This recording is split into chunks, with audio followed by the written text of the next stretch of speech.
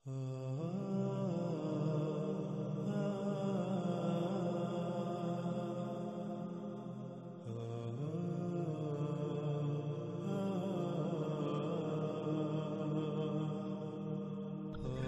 ان اقساط میں آپ کے سامنے رکھیں کہ قرآن کے نزول سے پہلے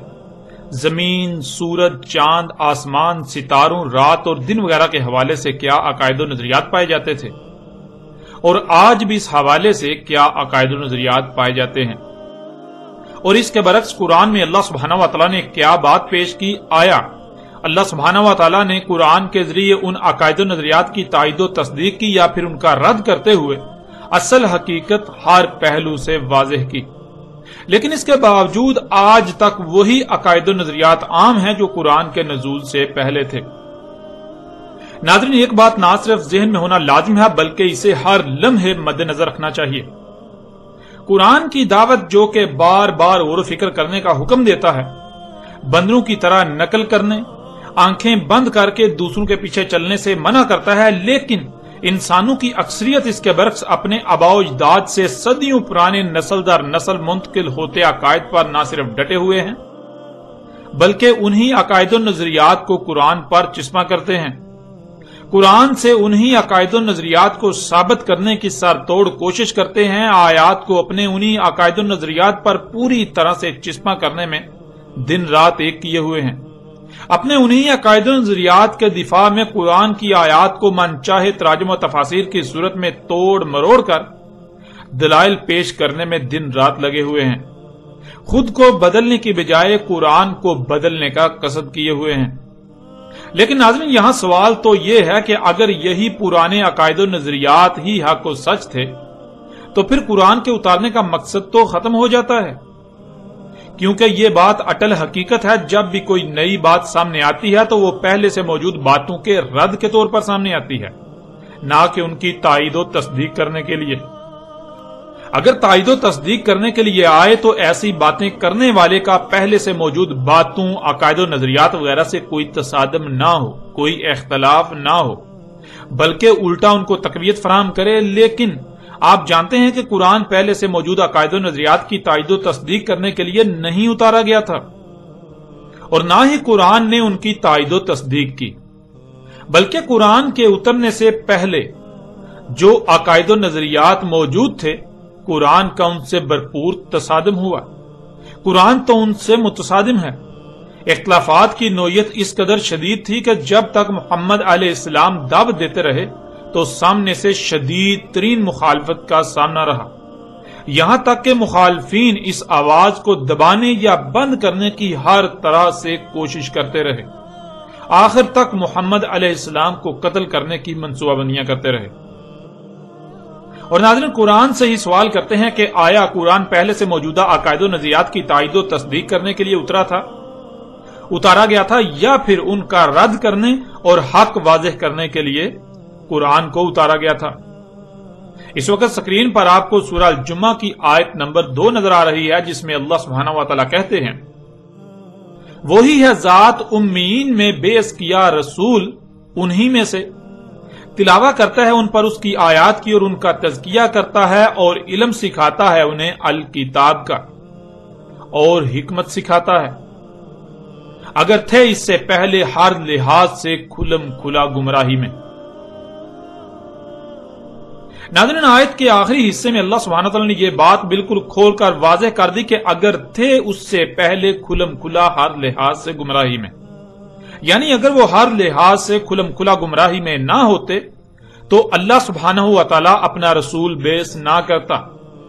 اللہ اپنا رسول نہ بھیجتا، جس سے یہ بات کھل کر واضح ہو جاتی ہے کہ جب اللہ سبحانہ و تعالیٰ نے اپنا رسول بیعث کیا، اپنا رسول کھڑا کیا، تب پوری دنیا ہر لحاظ سے کھلم کھلا گمراہی میں تھی۔ ان کے عقائد و نظریات جاہلانہ اور بے بنیاد اور محض ظن پر مبنی تھے، نہ کہ علم پر مبنی۔ اور قرآن میں جس موضوع کو بھی زیر بحث لایا گیا تو اس موضوع پر قرآن سے پہلے جو بھی عقائد و نظریات عام تھے سوائے گمراہی کے اور کچھ نہ تھے۔ اس طرح اس وقت آپ کو سکرین پر سورہ البقرہ کی آیت نمبر 213 نظر آ رہی ہے، جس میں اللہ سبحانہ و تعالیٰ کا قول ہے، تھے پوری دنیا کے انسان ایک ہی امت یعنی پوری دنیا کے انسان جہالت پر قائم ایک ہی گروہ تھے، پس اللہ بیس کرتا ہے نبیین بشارت دینے والوں کو، انسانوں کو ان کے اپنے ہی ہاتھوں سے کیے جانے والے مفسد اعمال کے رد عمل میں آنے والی تباہیوں سے متنبہ کرنے والوں کو، اور اتارتا ہے ان کے ساتھ الکتاب حق کے ساتھ فیصلہ کرنے کے لیے انسانوں کے درمیان جس میں وہ اختلاف کر رہے تھے اس میں۔ اب ناظرین، اس آیت میں اللہ سبحانہ و تعالیٰ نے یہ بات واضح کر دی کہ نبیین آ کر فیصلہ کر دیتے ہیں، حقیقت بالکل کھول کر سامنے لے آتے ہیں جن معاملات میں انسان آپس میں اختلافات کا شکار ہوتے ہیں۔ یعنی اللہ کے نبی ان معاملات کو زیر بحث لاتے ہیں جن معاملات پر انسان آپس میں اختلافات کا شکار ہوتے ہیں۔ یعنی انسان مختلف گروہوں فرقوں میں تقسیم ہوتے ہیں اور مختلف معاملات میں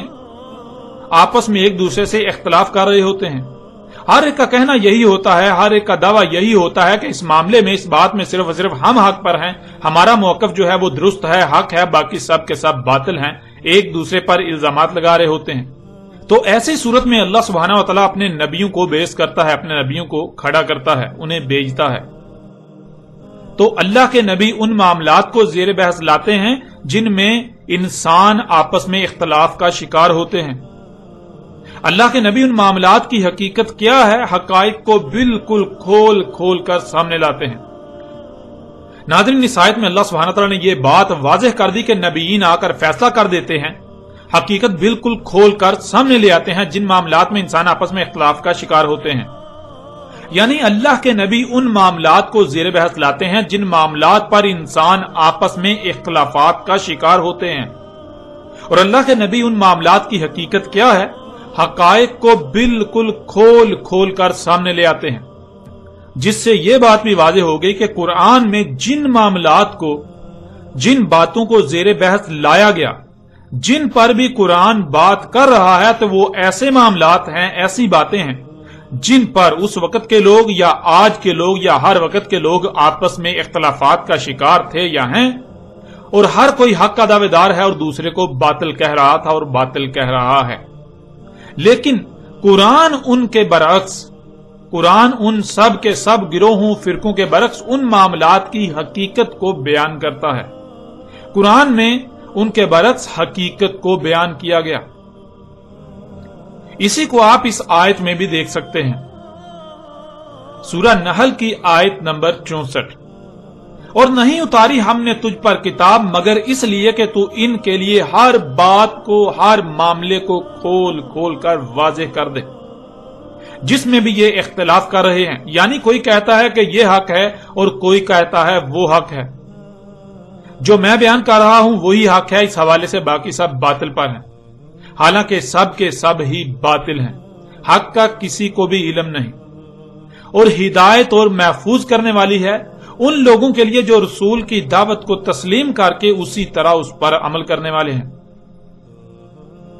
ناظرین، اس آیت میں اللہ سبحانہ تعالیٰ اپنے رسول کو مخاطب کر کے کہہ رہے ہیں کہ تجھ پر اگر الکتاب اتاری ہے تو اس کا مقصد یہی ہے کہ یہ لوگ جس میں بھی اختلاف کر رہے ہیں ہر لحاظ سے ان کے لیے کھول کھول کر واضح کر دے، حق ہر پہلو سے ان کے سامنے لے آ، جس سے یہ بات بالکل کھل کر واضح ہو گئی کہ رسول جس معاملے پر بھی لب کشائی کرتا ہے، جو بھی قرآن میں بیان کیا گیا، وہ دنیا والوں کے پہلے سے عہد شدہ عقائد و نظریات کی تائید و تصدیق کے لیے نہیں، بلکہ ان کے عقائد و نظریات کے رد میں ہے، اور ان کے باطل عقائد و نظریات کے برعکس قرآن میں حق بیان کیا گیا۔ اس طرح آپ سورہ نمل کی ان آیات میں بھی دیکھیں، سورہ نمل آیت نمبر 75 میں اللہ سبحانہ وتعالی کہتے ہیں، اور نہیں غائب سے، یعنی جو انسانوں کو نظر نہیں آ رہا، جو ان سے چھپا ہوا ہے آسمانوں میں اور زمین میں، مگر ہر لحاظ سے کھلم کھلی، ہر پہلو سے واضح نظر آنے والی کتاب میں۔ پھر اس طرح اگلی آیت سورہ نمل کی آیت نمبر 76، اس میں اللہ سبحانہ وتعالی کا کہنا ہے کہ اس میں کچھ شک نہیں، یہ قرآن بیان کرتا ہے بنی اسرائیل پر بہت زیادہ وہ جس میں یہ اختلاف کر رہے ہیں۔ ناظرین، سورہ نمل کی آیت نمبر 75 میں آسمانوں اور زمین کو موضوع بحث بناتے ہوئے آسمانوں اور زمین کے حوالے سے بنی اسرائیل کے اکثر بڑی تعداد میں نظریات کا قرآن رد کر رہا ہے، اور اللہ سبحانہ و تعالیٰ کا کہنا ہے کہ اس قرآن میں، یہ قرآن جو اس وقت آپ کے سامنے ہے، جو محمد علیہ السلام پر اترا، اس میں جو بیان کیا گیا ہے وہ بیان کیا گیا جس میں بنی اسرائیل اختلاف کا شکار تھے یا اختلاف کر رہے تھے. اور یہ بات واضح رہے، یہ بات کرنے سے پہلے خصوصی طور پر آسمانوں اور زمین کو موضوع بحث بنایا گیا. یعنی زمینوں آسمانوں میں جو کچھ بھی انسانوں سے پوشیدہ ہے، اس حوالے سے بنی اسرائیل کے جو عقائد و نظریات تھے وہ باطل تھے اور باطل ہیں. اس قرآن میں زمینوں آسمانوں کے حوالے سے جو بات بھی کی گئی وہ بنی اسرائیل کے عقائد و نظریات کے رد میں کی گئی اور ان کے عقائد و نظریات کے برعکس حق بیان کیا گیا، جسے یہ اپنی آنکھوں سے نہ دیکھ پانے کی وجہ سے اختلافات کا شکار تھے، اختلاف کر رہے تھے. یہ سمجھتے تھے کہ جو یہ اپنی آنکھوں سے دیکھ رہے ہیں وہی حق ہے. ناظرین، قرآن میں مزید بھی ایسی کئی آیات ہیں جن میں یہی بات بیان کی گئی، جن پر بات کرنے سے موضوع لمبا ہو جائے گا، اس لیے صرف انہی چند آیات پر اکتفا کرتے ہوئے آگے بڑھتے ہیں. ان آیات کی روشنی میں آپ پر یہ بات بالکل کھل کر واضح ہو چکی، آپ یہ بات بالکل واضح طور پر جان چکے کہ جب بھی کوئی رسول آتا ہے تو وہ صرف دو طرح کی باتوں کو زیر بحث لاتا ہے. ایک وہ جس حوالے سے انسان ہر لحاظ سے کھلم کھلا گمراہی میں ہوتے ہیں، جسے وہ حق سمجھ کر اس پر عمل کر رہے ہوتے ہیں، حالانکہ وہ حق نہیں بلکہ 100% جہالت پر مبنی باطل ہوتا ہے. اور دوسری ہر اس بات کو رسول زیر بحث لاتے ہیں جس کے بارے میں یا جس کے حوالے سے انسان اختلاف کا شکار ہوتے ہیں. انسان فرقوں میں تقسیم ہوتے ہیں اور ہر فرقہ اس موضوع پر اپنے نقطہ نظر، اپنے عقید و نظریے کو حق کہتا ہے اور دوسروں کو غلط اور باطل کہہ رہا ہوتا ہے، حالانکہ حقیقت یہ ہوتی ہے کہ سب کے سب باطل پر ہوتے ہیں. اس کے علاوہ تیسری کوئی ایسی بات نہیں ہے جسے رسول زیر بحث لاتے ہوں، یعنی کہ پہلے سے موجود عقائد و نظریات کی تائید و تحقیق میں وہ کوئی بات نہیں کرتے، کیونکہ اللہ سبحانہ تعالیٰ نے یہ بات بالکل واضح کر دی، یہ کھول کر واضح کر دیا کہ جب بھی رسول بھیجا جاتا ہے تو اس وقت انسان ہر لحاظ سے کھلم کھلا 100% ہی گمراہی میں ہوتے ہیں، حق کا کسی کو علم ہی نہیں ہوتا. اس لیے اب اگر قرآن میں کسی بھی موضوع کو زیر بحث لایا گیا، کسی بھی موضوع پر بات کی گئی ہے، تو اس کی دو ہی صورتیں ہیں. پہلی صورت یہ کہ انسان اس حوالے سے ہر لحاظ سے، ہر پہلو سے کھلم کھلا گمراہی میں ہے، یوں قرآن ان پر حق واضح کر رہا ہے. اور دوسری صورت یہ ہے کہ انسان اس میں اختلاف کا شکار ہے، یوں قرآن ان پر حق واضح کر رہا ہے. اب ناظرین، یہ بات جان لیں کہ قرآن کے نزول سے قبل زمین و آسمانوں کے حوالے سے نہ صرف بنی اسرائیل یعنی یہود و نصارہ، بلکہ ملت ابراہیم کے دعوے دار، اسماعیل علیہ السلام کی امت ہونے کے دعوے دار مشرکین مکہ و عرب سب کا متفقہ طور پر یہ عقیدہ تھا کہ زمین روٹی کی طرح چپٹی اور ساکت ہے. اس کے وسط میں خشکی ہے جس پر انسان آباد ہیں، خشکی کے اطراف میں سمندر اور سمندر کے اطراف میں زمین کے کناروں پر پہاڑوں کی باڑ ہے جو کہ آسمانوں کے لیے ستون کا کام کرتی ہے. آسمان گنبد یعنی الٹے پیالے کی مانند پہاڑوں کے ان ستونوں پر ٹکا ہوا ہے، یعنی آسمان کے کنارے زمین کے کناروں پر پہاڑوں کے اوپر ٹکے ہوئے ہیں. سورج اور چاند سمیت تمام کے تمام ستارے اور سیارے زمین کے گرد گھوم رہے ہیں. عین سر پر آسمانوں میں اللہ کا عرش یعنی تخت ہے جس پر بیٹھا اللہ نظام چلا رہا ہے. سورج کا ایک مخصوص مقام طلوع ہے، جب طلوع ہوتا ہے تو ایک ہی وقت میں پوری دنیا کے انسانوں پر طلوع ہوتا ہے. پوری دنیا کے انسان اسے طلوع ہوتا دیکھ رہے ہوتے ہیں، اور اسی طرح ایک ہی مخصوص مقام غروب ہے. ایک ہی وقت میں پوری دنیا کے لوگوں پر غروب ہو جاتا ہے. رات بھر سورج چھپا رہتا ہے، وہ رات کو اللہ کے عرش کے عین نیچے جا کر سجدہ کرتا ہے، پھر صبح مشرق سے اسی طرح طلوع ہوتا ہے. سورج مشرق سے مغرب کی طرف سفر کرتا ہے. اس کے علاوہ ان کا یہ بھی عقیدہ تھا کہ چاند بھی سورج کی طرح روشن ہے، یعنی چاند سیارہ نہیں بلکہ ستارہ ہے، روشنی چاند کی اپنی ہے. ناظرین، یہ نظریہ، یہ عقیدہ اس وقت نہ صرف بنی اسرائیل جو کہ یہود و نصارہ تھے ان کا تھا، بلکہ مشرکین عرب کا بھی یہی عقیدہ تھا. سب کے سب میں یہ نظریہ مذہبی عقیدے کی حیثیت رکھتا تھا، اور اس عقیدے کے خلاف وہ ایک لفظ بھی سننے کو تیار نہ تھے. اس عقیدے کے خلاف ایک لفظ بھی وہ اپنے مذہب کے خلاف اعلان جنگ تصور کرتے، بالکل ایسے ہی جیسے آج اگر کوئی نئی بات سامنے آئے جو پہلے سے موجود عقائد و نظریات کے خلاف ہو تو اسے اسلام کے خلاف سازش و نظریاتی جنگ قرار دیا جاتا ہے۔ ناظرین، اس عقیدے کے خلاف اس لیے ایک لفظ بھی وہ سننے کو تیار نہ تھے، کیونکہ اگر اس عقیدے کا رد ہو جاتا تو پھر خود بخود ان کے اس عقیدے کا بھی رد ہو جاتا کہ اللہ آسمانوں کے اوپر عرش نامی ایک تخت پر بیٹھا سارا نظام چلا رہا ہے۔ یہ وہ وجہ تھی کہ وہ لوگ اس عقیدے کے خلاف ایک لفظ بھی سننے کو تیار نہ تھے، اور اس عقیدے کے خلاف کوئی لفظ اپنے دین و مذہب کے خلاف اعلان جنگ تصور کرتے تھے۔ اگر ان کے سامنے کوئی یہ اقرار کرتا یا یہ بات کرتا، یہ کہتا کہ اللہ آسمانوں میں عرش کے اوپر نہیں ہے، یعنی آسمانوں میں کوئی تخت پڑا ہوا ہے اور اس کے اوپر اللہ بیٹھا ہوا ہے، ایسی حقیقت نہیں ہے، تو وہ لوگ اسے قتل کر دیتے۔ اور ناظرین، آپ یہ بات جان کر حیران ہوں گے کہ آج بھی مذہبی طبقے کی اکثریت اسی عقیدے کی حامل ہے، یہی عقیدہ رکھتی ہے، یعنی وہی عقیدہ رکھتی ہے جو اس وقت بنی اسرائیل، یہود و نصارہ اور مشرکین عرب کا تھا۔ بریلوی فرقے کے بانی و امام احمد رضا خان بریلی نے تو اس عقیدے کے دفاع میں قرآن کی درجنوں آیات کو بھرپور طریقے سے توڑ مروڑ کر اور حق کو چھپا کر اپنی طرف سے درجنوں دلائل دیے، اس عقیدے کو قرآن کا عقیدہ قرار دیا، اس عقیدے کو محمد علیہ السلام کا عقیدہ قرار دیا۔ جو اس عقیدے کے برعکس نظریہ رکھیں، اس عقیدے کے برعکس کوئی نظریہ رکھیں، کچھ سوچیں بھی، تو احمد رضا خان بریلی کے نزدیک وہ مومن و مسلم نہیں بلکہ وہ مرتد، وہ کافر و مشرک ہیں۔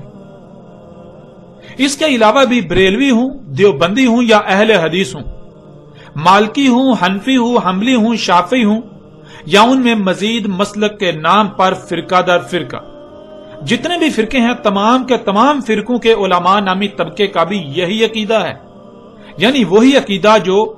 قرآن کے نزول سے پہلے مشرکین عرب کا تھا، جو قرآن کے نزول سے پہلے بنی اسرائیل، یہود و نصارہ کا تھا۔ اور ناظرین، عوام کی اکثریت جو اسکولوں، کالجوں اور یونیورسٹیوں وغیرہ سے تعلیم یافتہ ہے، اس عقیدے کے برعکس زمین کو گول تسلیم کرتی ہے، سورج کے زمین کے گرد گھومنے کی بجائے زمین کے گھومنے سے دن اور رات کے آنے جانے کو تسلیم کرتی ہے۔ لیکن عوام کی اکثریت کو اس کا علم ہی نہیں کہ ان کے علماء نامی طبقے کا ان کے برعکس یہود و نصارہ اور مشرکین عرب والا ہی عقیدہ ہے، اور جو اس عقیدے کے خلاف بات کرے اسے ماننا تو دور کی بات، وہ ان کی نظر میں مرتد، کافر و مشرک ہے، یہاں تک کہ وہ واجب القتل ہے۔ اور ناظرین، آپ یہ بات جان کر حیران ہوں گے کہ اہل حدیث و سلفی مکتبہ فکر کی اہم اور بڑی قدور شخصیت عبدالعزیز بن باز، جو 1993 سے لے کے 1999 تک سعودی عرب کے سرکاری مفتی اعظم بھی رہے، ان کا باقاعدہ فتویٰ موجود ہے کہ جو زمین کو ساقط تسلیم نہ کرے اور سورج کو زمین کے گرد گھومتا تسلیم نہ کرے وہ کافر ہے، وہ مرتد ہے، یہاں تک کہ اس کا قتل جائز قرار دیا۔ یعنی اگر کوئی ایسا شخص جو خود کو مسلمان کہلواتا ہے اور وہ یہ بات تسلیم کر لیتا ہے کہ زمین ساقط نہیں ہے بلکہ حرکت کر رہی ہے، اور سورج کے زمین کے گرد گھومنے جس سے دن رات ہو رہا ہے اس بات کا انکار کرتا ہے، تو وہ مرتد ہے، اسے قتل کرنا جائز ہے۔ ناظرین، یہاں ایک چھوٹا سا سوال یہ پیدا ہوتا ہے کہ اگر علماء نامی طبقے کی اکثریت کا بھی وہی عقیدہ ہے جو مشرکین عرب سمیت یہود و نصارہ کا تھا، تو پھر علماء نامی طبقہ اس پر بات کیوں نہیں کرتا؟ تو ناظرین، اس سوال کا جواب یہ ہے کہ اگر اس موضوع کو زیر بحث لایا جائے گا تو علماء نامی طبقہ آج اس عقیدے کا کسی بھی صورت دفاع نہیں کر سکے گا۔ عیسائیت اپنے اس عقیدے میں اتنی متشدد تھی کہ شروع میں بڑی تعداد میں ایسے لوگوں کو چرچ کے حکم پر قتل و قید کیا جاتا رہا جو اس عقیدے کے خلاف بات کرتے یا اپنی بات کا پرچار کرنے کی کوشش کرتے۔ دنیا عیسائیت میں اسی وجہ سے یہ عقیدہ موضوع بحث بنا اور سائنس نے عیسائیت کے اس عقیدے کے پرخچے اڑا دیے، جس سے دنیا عیسائیت کا عیسائیت سے بھروسہ اٹھ گیا۔ آج اہل مشرق یورپ و مغرب کو عیسائی سمجھتے ہیں اور کہتے ہیں، لیکن مغربی دنیا کو اس بات کا علم ہی نہیں کہ عیسائیت کس چڑیا کا نام ہے۔ سائنس نے عیسائیت کی جڑ ہی کاٹ کر رکھ دی، اور یہی وجہ ہے جس وجہ سے خود کو مسلمان کہلوانے والے اس کو موضوع بحث نہیں بناتے، اس کو زیر بحث لا کر حق پہچاننے کی بجائے اس موضوع پر بالکل بات نہیں کی جاتی، کیونکہ انہیں خوف ہے، انہیں یہ ڈر ہے کہ آج پوری دنیا اپنی آنکھوں سے حق کو دیکھ رہی ہے، اگر اسے موضوع بحث بنایا جائے گا، زیر بحث لایا جائے گا، تو یہ اپنے صدیوں سے نسل در نسل منتقل ہونے والے عقیدے کا دفاع نہیں کر سکیں گے۔ یوں اس کا نقصان یہ ہوگا کہ جو آج تک سورج کے مغرب سے طلوع ہونے کا مطلب یہ کہ سورج الٹا گھومنا شروع کر دے گا، اس عقیدے کی بھی بنیاد ختم ہو جائے گی، لوگ اس پر بھی سوالات اٹھانا شروع کر دیں گے، جس کا جواب علماء آدمی طبقے کے پاس نہیں، لہٰذا انہوں نے اسی میں عافیت سمجھی کہ اس موضوع کو زیر بحث لانے کے بجائے اسے دبا دیا جائے، اسے زیر بحث لایا ہی نہ جائے اور نہ ہی ان کے باقی جھوٹ فاش ہوں، یوں اکثریت اندھوں کی طرح ان کے پیچھے چلتی رہے۔ اب ناظرین یہ بات جان لیں کہ اگر تو یہ عقیدہ و نظریہ سچا تھا تو قرآن کو اس حوالے سے بالکل خاموش رہنا چاہیے تھا، اور خاموش رہنا چاہیے، کیونکہ جس موضوع پر بھی قرآن بات کرے تو اس کا مطلب ہے کہ اگر پہلے اس موضوع کے حوالے سے کوئی نظریات و عقائد یا رائے پائی جاتی ہے تو وہ بالکل بے بنیاد، باطل اور غلط ہے۔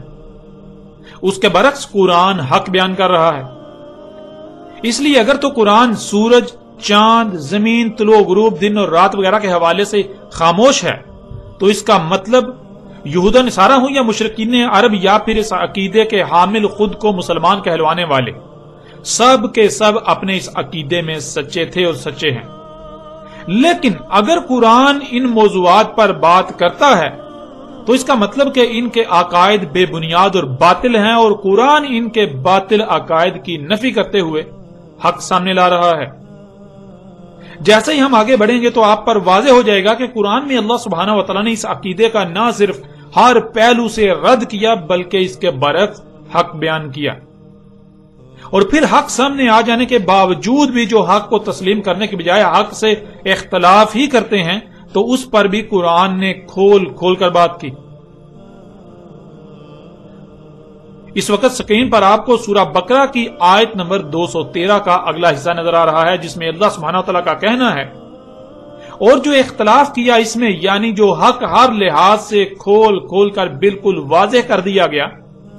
واضح کر دیے جانے کے باوجود اسے تسلیم کر لینے کے بجائے اس میں اختلاف ہی کیا، مگر ان لوگوں نے جو انسانوں کو بشارت دینے اور متنبہ کرنے کی ذمہ داری اٹھائے ہوئے ہیں، یعنی وہ لوگ جنہیں علماء کے نام پر انبیاء کا وارث کہا جاتا ہے، اس کے بعد اختلاف کر رہے ہیں کہ ان کے پاس حق ہر لحاظ سے کھل کھل کر آ چکا، حق ہر پہلو سے واضح ہو چکا، حق ہر لحاظ سے کھل کر ہر پہلو سے واضح ہو جانے کے بعد ایک دوسرے سے ضد، حسد اور بغض کی وجہ سے اختلاف کیا۔ پھر دیکھیں ان پر حق ہر لحاظ سے کھل جانے کے باوجود نہ ماننے پر اللہ سبحانہ و تعالیٰ نے کیا کہا۔ سورہ فصلت کی آیت 53 میں اللہ سبحانہ و تعالیٰ کا کہنا ہے، ان قریب ہم انہیں دکھائیں گے ہماری آیات آفاق میں، یعنی ان مقامات میں جو آج ان کے لیے ناقابل رسائی مقامات ہیں، جہاں آج ان کی پہنچ ممکن نہیں، اور ان کی اپنی ذات میں، یہاں تک کہ خود ہی ان کے لیے بالکل کھل کر ہر لحاظ سے ہر پہلو سے واضح ہو جائے گا۔ اس میں کچھ شک نہیں وہ حق ہے، اس میں کچھ شک نہیں وہ سچا ہے۔ قرآن کے نزول کے وقت اللہ سبحانہ تعالیٰ نے کہا تھا کہ تم حق ہر لحاظ سے کھل جانے کے باوجود بھی حق سے اختلاف ہی کر رہے ہو، ان باتوں کو نہیں مان رہے، لیکن جان لو ان قریب ایک وقت آئے گا جب تمہاری رسائی ان مقامات تک ہوگی جہاں آج تمہاری رسائی نہیں ہے، جو مقامات آج تمہارے لیے ناقابل رسائی ہیں۔ جب وہ وقت آئے گا تو تمہیں ان موجودہ ناقابل رسائی مقامات میں اور خود تمہاری اپنی ہی ذات میں آیات دکھائی جائیں گی، تب تم مانو گے، تب تم خود ہی کہو گے کہ وہ حق ہے، وہ سچا ہے۔ یعنی آج جو تم نہیں مان رہے، لیکن جب تم یہ سب اپنی آنکھوں سے دیکھ لو گے تب تم خود اسی کو حق کہو گے جو آج ہم کہہ رہے ہیں۔ جو زمینوں آسمانوں اور جو کچھ بھی ان میں ہے، ان کے حوالے سے قرآن میں بیان کر دیا گیا۔ नाज़रीन, क्या वो वक्त आ चुका या नहीं जब अल्लाह ने आफाक में अपनी आयात दिखानी थी, और खुद इनकी अपनी जात में, तो इस पर भी आगे चलकर बात होगी। नाज़रीन, आगे बढ़ने से पहले यह बात भी याद रखें कि इस अकीदे के हामिल लोग आज तक ऐसा करते आ रहे हैं कि ये कुरान में इस मौजू से मुतल्लक आने वाली आयात को अपने उसी अबाओ अजदाद से मुंतकिल होने वाले अकीदे को सच्चा साबित करने के लिए तराजुम व तफासीर की सूरत में तोड़ मरोड़ कर उस पर चिस्पा करते हैं। आप गौर करें, अगर कुरान में जितनी भी ऐसी आयात हैं जिनसे ये लोग अपने नजरिए को सच्चा साबित करने की कोशिश करते हैं और कहते हैं कि देखो कुरान में भी जमीन को साकत कहा जा रहा है, तो सवाल यह पैदा होता है कि उस वक्त के तमाम मुशरिकीन अरब और यहूदो निसारा को तो खुशी से उछलना चाहिए था कि कुरान उनके इतने अहम और बुनियादी अकीदे की तायद व तस्दीक कर रहा है। लेकिन क्या ऐसा हुआ? नाज़रीन, उस वक्त तो इसके बिल्कुल बरअक्स हुआ। उन्होंने कुरान को अपने पहले से अहदशुदा अकायद व नजरियात के खिलाफ जंग करार दिया, और आज वही मुशरिकीन कुरान को ही अपने उन्हीं अकायद व नजरियात के दिफा में तोड़ मरोड़ कर पेश करने की पूरी कोशिश में लगे हुए हैं। नाज़रीन, कुरान के नज़ूल के वक्त भी जिन लोगों को पता चला, जिनके इल्म में यह बात आई कि कुरान उनसे इख्तिलाफ कर रहा है, तो उन्होंने अपनी तरफ से कुरान के खिलाफ और अपने इस अकीदे के हक में,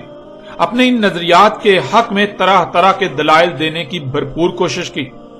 लेकिन नतीजे में उन्हें जिल्लत और रुसवाई का सामना करना पड़ा। बिल्कुल ऐसे ही अल्लाह को इल्म था कि आइंदा भी जब जब यह मौजू जेर बहस लाया जाएगा तो हक के मुकाबले में बातिल अपने हक में दलाइल देने की भरपूर कोशिश करेगा, हक से इख्तलाफ करेगा। इसलिए अल्लाह सुब्हानहू व तआला ने उनके आइंदा किए जाने वाले इतराज के जवाबात भी खोल खोल कर दे दिए। यह बात तो बिल्कुल वाज़ेह हो चुकी, जिसका इनकार किसी के लिए भी मुमकिन नहीं है कि कुरान पहले से मौजूद अकायद व नजरियात की तायद व तस्दीक करने के लिए नहीं उतारा गया, बल्कि कुरान की जरूरत तब ही पेश आई जब सब कुछ हक के बरअक्स हो रहा था। इसलिए कुरान ऐसे किसी नजरिए और अकीदे की तायद नहीं करता, बल्कि उल्टा उसके परखचे उड़ाता है। कुरान ने जमीन, सूरज, चांद, दिन और रात के आने जाने समेत तमाम के तमाम सियारों सितारों के हवाले से जो बात भी की, वो उस वक्त के अकायद व नजरियात के न सिर्फ खुलम खुला खिलाफ थी, बल्कि उनके खिलाफ खुलम खुला ऐलाने जंग था।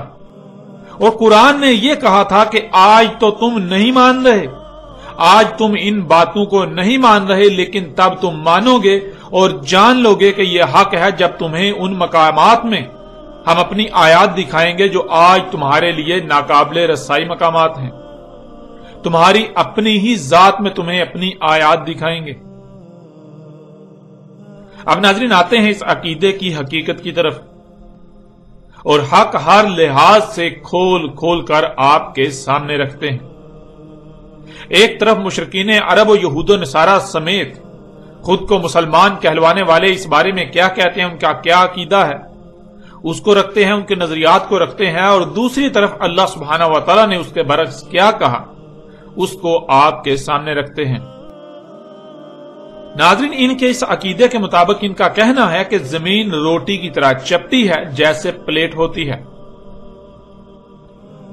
इसके वक्त में खुश्की है, खुश्की के गिर्द समंदर और समंदर के गिर्द जमीन के किनारों पर पहाड़ों की बाढ़ है, जिस पर आसमान गुंबद की तरह टिके हुए हैं। इनके अकीदे में ना सिर्फ जमीन चपटी है, बल्कि जमीन के किनारे भी हैं। और इसी वजह से उस वक्त के लोग दूर दराज का सफर करने से गुरेज करते थे कि कहीं ऐसा ना हो कि हम चलते चलते जमीन के किनारों तक पहुंच जाएं और फिर नीचे जा गिरें। इस वजह से वो ना ही ज्यादा समंदरों में आगे जाते थे और ना ही वो दूर दराज सफर करने के बारे में सोचते थे। अब नाज़रीन देखें कुरान इस हवाले से क्या कहता है। क्या कुरान इस बात की तस्दीक व तायद करता है कि जमीन चपटी है, जमीन के किनारे हैं, या फिर कुरान इसके बरक्स कुछ और कहता है? सूरह हिजर की आयत नंबर 19 और सूरह काफ की आयत नंबर 7 में अल्लाह सुब्हानहू व तआला ने कहा, वल अर्द मददनाहा। मदद कहते हैं जिसका कोई किनारा ना हो, जिसका कोई कोना ना हो, جس میں ہر لحاظ سے تسلسل ہو. یعنی کہ آپ چل رہے ہیں تو ایسا نہیں کہ کنارہ آ جائے، کوئی کونا آ جائے، یا آپ کو آگے سے دائیں بائیں ہونا پڑے. ایسا بالکل نہیں ہے. زمین کو ہم نے مدد کیا کہ زمین کا کوئی کونا نہیں ہے، زمین کا کوئی کنارہ نہیں ہے، زمین میں ہر لحاظ سے تسلسل ہے. تو ناظرین، اس آیت میں اللہ سبحانہ و تعالی نے کہا ہم نے زمین کو مدد کیا، یعنی ہم نے زمین کو ایسا خلق کیا کہ اس کا کوئی کنارہ نہیں، اس کا کوئی کونا نہیں. جدھر بھی رخ کر کے چلا جائے گا تو اس کا کوئی کونا یا کنارہ نہیں آئے گا، مسلسل چلتے ہی رہو گے. زمین کی تمام مخلوقات کا آپس میں ایسا ربط قائم ہے کہ تسلسل قائم ہے، ان میں تسلسل ہے. یعنی زمین کی ہر شے ایک سرکل کا حصہ ہے اور اس سرکل میں تسلسل ہے. اب ناظرین غور کریں، اللہ سبحانہ وتعالی نے زمین کو ایسا خلق کیا کہ اس کا نہ ہی کوئی کونا ہے اور نہ ہی کوئی کنارہ. اگر آپ سفر کرتے ہیں تو خواہ جدھر بھی رخ کر کے چلتے جائیں، آپ کے سامنے نہ تو کوئی کونا آئے گا اور نہ ہی کوئی کنارہ آئے گا، نہ ہی کوئی ایسا مقام آئے گا کہ آپ کو وہاں سے دائیں یا بائیں جانا پڑے یا پھر واپس مڑنا پڑے کہ اس سے آگے اب آپ نہیں جا سکتے. یعنی آپ اگر کسی بھی طرف رخ کر کے سفر کریں گے تو اللہ سبحانہ وتعالی یہ کہہ رہے ہیں کہ زمین کا کسی قسم کا نہ ہی کوئی کونا آئے گا، نہ ہی کوئی کنارہ آئے گا، زمین کا کوئی اختتام آئے گا ہی نہیں. تم چلتے جاؤ گے، چلتے جاؤ گے، چلتے جاؤ گے، چلتے ہی جاؤ گے. ناظرین آپ غور کریں، وہ کون سی ایسی شے ہے جس کا کوئی کنارہ نہیں ہوتا، جس کا کوئی کونا نہیں ہوتا، جس پر اگر چلا جائے تو چلتے ہی رہیں گے، چلتے ہی رہیں گے. ناظرین جب آپ غور کریں تو دیکھیں، اگر کوئی سیدھی شے ہے تو ظاہر ہے اس کا ایک اول ہے اور اس کا ایک آخر ہے. یعنی یہ ایک سٹارٹ ہوگا، یعنی ایک کونا ہوگا جہاں سے آپ سفر شروع کریں گے اور چلتے چلتے آپ آگے دوسری طرف کونے پر پہنچ جائیں گے، دوسری طرف آگے کنارہ آ جائے گا. اور آپ غور کریں کہ اگر کسی شے میں کوئی کونا کنارہ نہیں آتا، صرف تسلسل ہی آتا ہے، آپ چلتے ہی جائیں، چلتے ہی جائیں، یعنی سیدھا رخ کر کے چلتے ہی جائیں، چلتے ہی جائیں، چلتے ہی جائیں، تو وہ ایک دائرہ سامنے آئے گا. یعنی وہ دائرہ ہی واحد ایسی شے ہے کہ جس پر آپ چلتے جائیں تو کوئی کنارہ یا کونا سامنے نہیں آئے گا. اور زمین پر جدھر بھی رخ کیا جائے تو ہر طرف ہی دائرہ سامنے آئے گا، جس کا مطلب بالکل واضح ہو جاتا ہے کہ اللہ سبحانہ و تعالیٰ نے اس آیت میں بالکل واضح الفاظ میں یہ بات کی کہ زمین گیند کی طرح گول ہے، زمین ایک گولا ہے. تم جدھر بھی رخ کر کے چلو گے تو تمہیں نہ ہی کوئی کنارہ ملے گا، نہ ہی کوئی کونا تمہارے سامنے آئے گا، تم چلتے ہی جاؤ گے، چلتے ہی جاؤ گے، چلتے ہی جاؤ گے. اب ناظرین اگر تو زمین چپٹی ہے اور پھر اس پر چلا جائے، کوئی اس کا کنارہ نہ آئے، چلتے ہی جائیں، چلتے ہی جائیں، چلتے ہی جائیں، لیکن آپ اپنی آنکھوں سے دیکھ رہے ہیں اگر زمین چپٹی ہو اور اس کا کوئی کنارہ نہ ہو تو پھر سورج کیوں طلوع ہوتا اور غروب ہوتا ہوا نظر آ رہا ہوتا ہے؟ کہ سورج زمین کے نیچے سے اوپر آ رہا نظر آ رہا ہوتا ہے اور پھر اوپر سے نیچے زمین کے، یعنی زمین کے کناروں سے نیچے چھپتا ہوا نظر آ رہا ہوتا ہے، جس سے یہ بات بالکل واضح ہو جاتی ہے کہ زمین چپٹی نہیں ہے، بلکہ زمین پر جدھر بھی رخ کر کے چلا جائے گا تو دائرہ ہی سامنے آئے گا. یوں بالکل واضح ہو جاتا ہے کہ زمین گیند کی طرح گول ہے، زمین ایک گولا ہے. ناظرین اسی حقیقت کو اللہ سبحانہ و تعالیٰ نے قرآن میں ایک اور پہلو سے بھی بیان کر دیا. سورہ نوح کی آیت نمبر 19 میں اللہ سبحانہ و تعالیٰ کا کہنا ہے وَاللَّهُ جَعَلَ لَكُمُ الْأَرْضَ بِسَاطًا، اور اللہ ہے کر دیا تمہارے لیے زمین کو بساط. ناظرین اس آیت میں لفظ بساط انتہائی غیر معمولی لفظ ہے جو چونکا دینے والا ہے. بساط بسط سے ہے اور یہ لفظ انتہائی وسعت کا حامل ہے، جس کے معنی ہے ایسی شے جو ہو تو گیند کی طرح گول لیکن نظر آنے میں اور رہنے میں چپٹی ہو، یعنی اس میں خصوصیات چپٹی شے کسی ہوں. مثلا جیسے گیند کی طرح گول شے پر کوئی شے ٹھہر نہیں سکتی، وہ نیچے سرک جاتی ہے، نیچے سے اوپر آنے میں انتہائی قوت کا استعمال کرنا پڑتا ہے، اوپر سے نیچے جانے میں انسان خود بخود یا شے خود بخود سرکتی ہوئی نیچے گر جاتی ہے، اس کے اوپر ٹھہرتی نہیں، نیچے گر جاتی ہے. اس کے برعکس شے ہو تو گیند کی طرح گول لیکن اس میں خصوصیات چپٹی شے والی ہوں. آپ چل رہے ہوں تو نہ ہی ڈلوان کا احساس ہو اور نہ ہی چڑھائی کا احساس ہو، بالکل ایسے ہی چل رہے ہوں جیسے سپاٹ شے پر چلا جاتا ہے یا سپاٹ شے پر رہا جاتا ہے۔ آپ بالکل ایسے ہی رہ رہے ہوں کہ جیسے گویا کہ آپ کسی گول شے پر نہیں بلکہ سپاٹ شے پر رہ رہے ہیں۔ پھر ناظرین، بساط کے معنی ہے کسی کو اپنی طرف کھینچے رکھنا، تاکہ جیسے گیند نما گول شے پر اشیاء نیچے ہی نیچے سے رکھتی ہیں، تو ایسے اپنی طرف کھینچے رکھنا کہ اشیاء نیچے نہ سرکیں بلکہ اس کی طرف کھینچی رہیں، جیسے وہ کسی گول شے پر نہیں بلکہ سپاٹ شے پر پڑی ہیں، گول کی بجائے سپاٹ شے پر اشیاء پڑی ہوئی ہیں۔ تو ناظرین، بساط کہتے ہیں کہ شے ہو تو گیند کی طرح گول، ایک گولا، لیکن وہ نظر آنے میں اور خصوصیات میں وہ ایسی ہو جیسے کہ کوئی سپاٹ شے ہوتی ہے۔ ہو تو وہ گیند کی طرح گول، لیکن وہ ایسی نظر آئے کہ جیسے وہ گیند کی طرح نہیں بلکہ سپاٹ ہے، اس کے گیند نما ہونے کا ذرا برابر بھی احساس تک نہ ہو۔ اس آیت میں اللہ سبحانہ تعالیٰ نے دو ٹوک الفاظ میں انسانوں کو مخاطب کرتے ہوئے کہا کہ زمین گیند کی طرح گول ہونے کے باوجود تمہارے لیے ایسی بنا دی کہ تمہیں رائی برابر بھی اس بات کا احساس نہ ہو کہ زمین گیند کی طرح گول ہے، بلکہ تمہیں ہر لحاظ سے ایسی ہی نظر آتی ہے اور احساس ہوتا ہے کہ وہ چپٹی ہے۔ تمہیں یہ احساس ہی نہیں ہوتا کہ تم کسی گیند نما گول شے پر رہ رہے ہو، تم کسی گولے پر رہ رہے ہو، جس سے تمہیں یہ خوف ہو کہ آگے جانے سے کہیں تم سرک کر زمین سے نیچے گر جاؤ گے،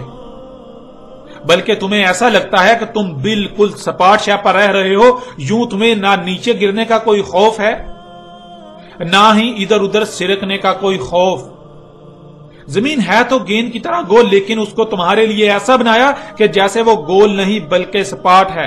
ایسے بنایا کہ جیسے تم گول گیند نما زمین پر نہیں بلکہ سپاٹ زمین پر رہ رہے ہو۔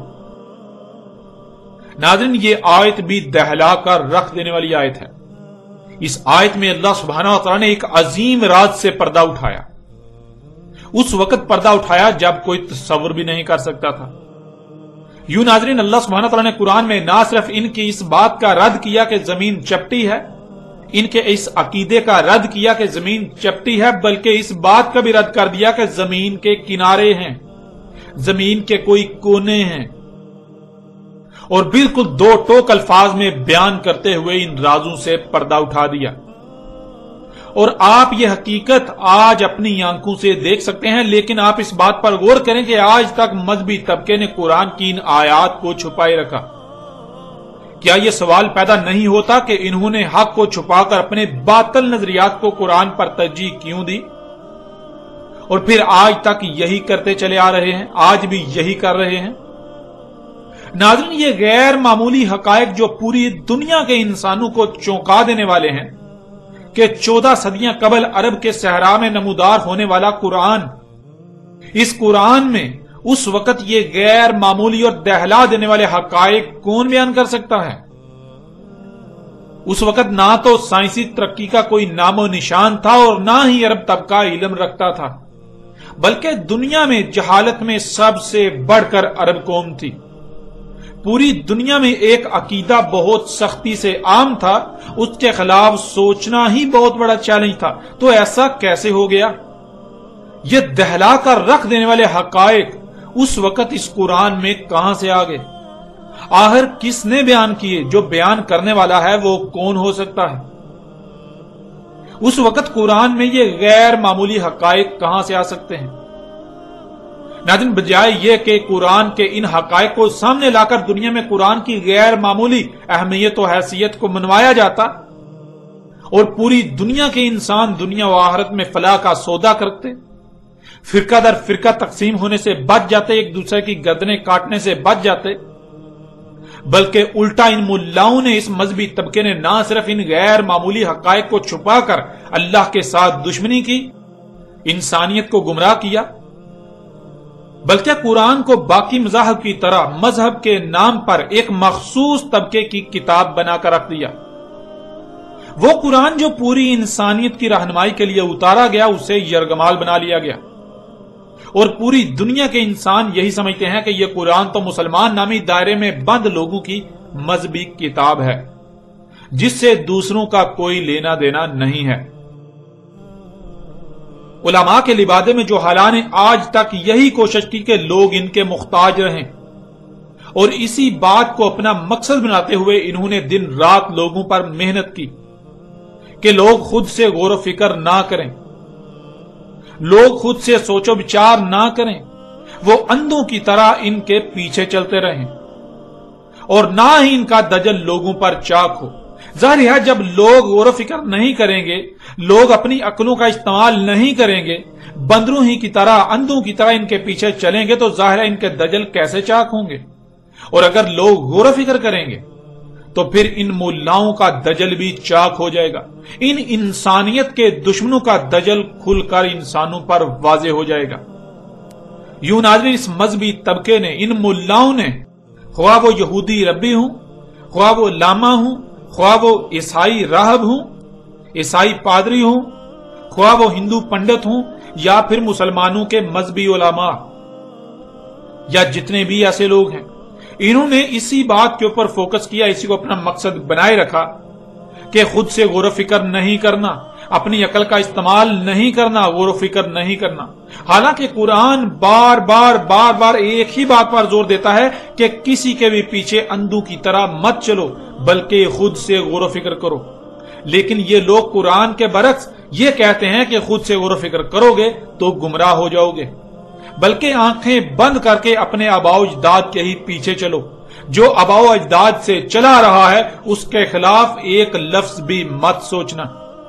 اور اگر کوئی ایسا کرتا ہے تو اس پر فتووں کی برمار کر دی جاتی ہے، اس پر فتووں کی بوچھاڑ کر دی جاتی ہے، اس کے خلاف سب کے سب ایک ہی صف میں کھڑے ہو کر محاذ کھول دیتے ہیں،